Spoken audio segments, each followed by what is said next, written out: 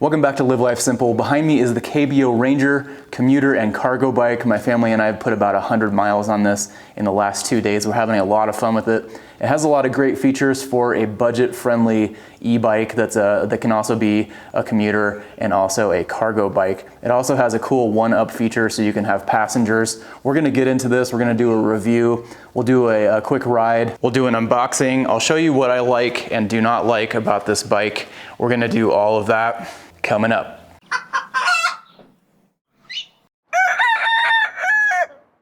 So this bike came in a big box, a bike shipping box. It was packaged really well. My assembly time was pretty short. We ended up spending probably about half an hour putting this together. It does go a little faster if you're familiar with bikes, but really there's not that many parts and pieces to put together. This comes in 2 different colors. It comes in this gray color, which is kind of a blue-gray. It also comes in an orange color. There's also different configurations you can do for this bike, different accessories that you can add on.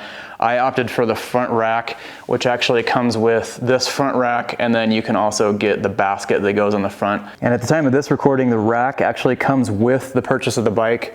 The basket would be an upgrade. What was really cool and what surprised me a lot is this back rack actually comes with it, as well as the floorboards. So you can actually ride a passenger if you want to. My kids and I have been having a lot of fun giving each other rides around the neighborhood. And then if you choose to do so, you can also get a big rack that goes on the back here, and then you can get an insulated grocery bag. So if you're using this for deliveries or a grocery getter, this would be perfect for that. So my first impressions of it were actually really good. The quality is pretty good for a $1,500 bike. $1,500 bike for all of this stuff that comes with it just out of the box. Pretty impressive. So while we're on that topic, let's get into the features that this comes with from the factory. If you're using this as a commuter or a cargo bike, you're probably gonna spend a good amount of time on this bike, so let's start with comfort. It has a nice cushy seat. It's pretty wide. We've ridden this quite a bit already. It's comfortable, and it also has these nice cushy kind of faux leather grips. This bike does not have suspension, but it does have 20-inch by 3-inch, kind of the short, fat tires, and that helps with road bumps. It also gives it quite a bit more torque than some of the bigger tired models and makes it more efficient. This has a 750 watt hub motor, which is actually quite smooth compared to some of the hub motor bikes that I've driven in the past. It also has no problem getting up the hills. We have some really steep hills in this neighborhood, and it had no issues at all. This comes with a 17.5 amp hour, 48 volt lithium ion battery. It actually comes out of here very easy if you want to take it out. You can actually charge it with the battery in the frame, otherwise you can charge it on the outside as well. KBO claims a 60-mile range. That would definitely depend on how much pedaling you're doing. We're getting more like 30 or 40 if you're using the assist constantly.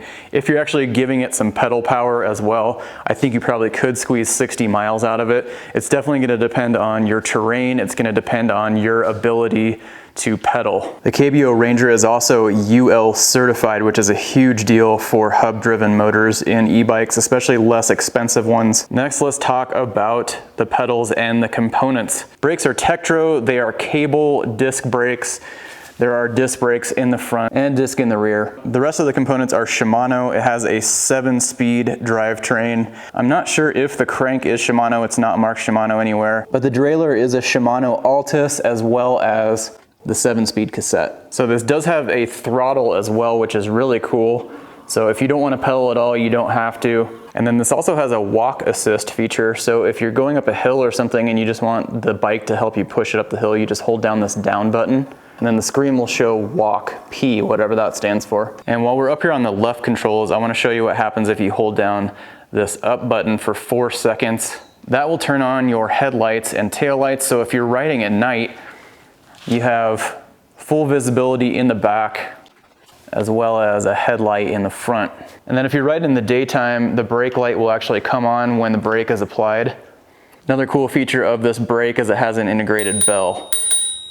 So I kind of quickly mentioned this back rack. Another accessory you can get for passengers is a big rail that goes here, so little kids can ride. I've seen multiple kids riding on the back. And the bike doesn't seem to struggle at all. It has plenty of power. It's actually rated for up to 400 pounds of passengers or cargo. So along with the rack, one of my favorite things on this bike is that it has this double kickstand. This is similar to what you'd see on a motorcycle. And what's so cool about this double kickstand is it makes it super stable. So you can sit on it. If you needed to fix a flat tire or something, it would be really handy for that because it will stabilize the front or the rear. And because this is a cargo bike, it would also make it really nice and stable if you were loading it with a bunch of weight. So the charge port is right here on the right side of the frame.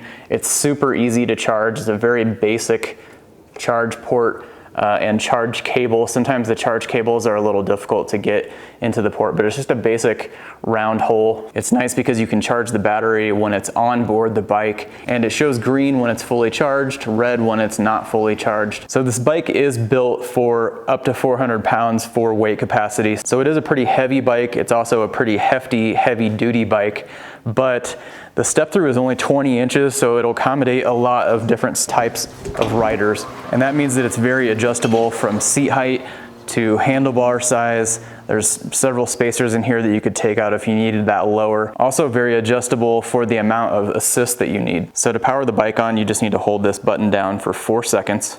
With that same button, you can toggle through several menu settings, and then these arrows up and down will change your assist. 0 is going to be none, obviously, and then it will go all the way up to 5.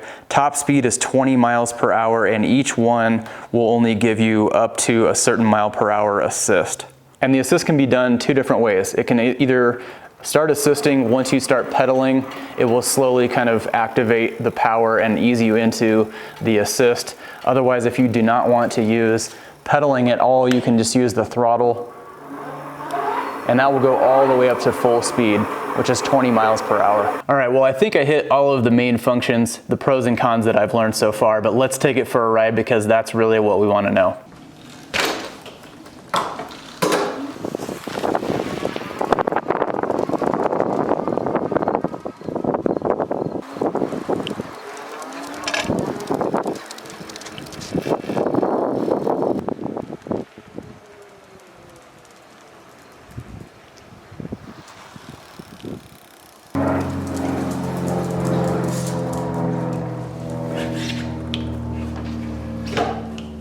Final thoughts on the KBO Ranger. This bike, I don't think you're gonna be able to find a nicer one for the price.